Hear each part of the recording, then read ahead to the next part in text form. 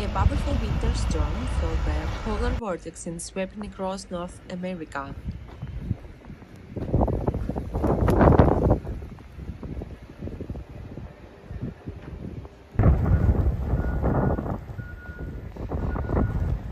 The storm is bringing record-breaking snowfall, dangerously loud temperature, and widespread disruption.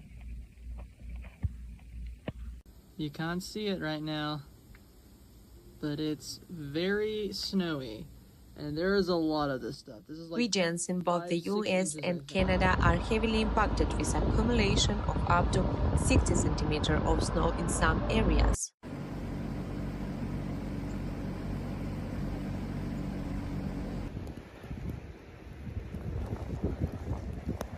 Environment and Climate Change Canada has issued snowstorm warnings for part of Ontario.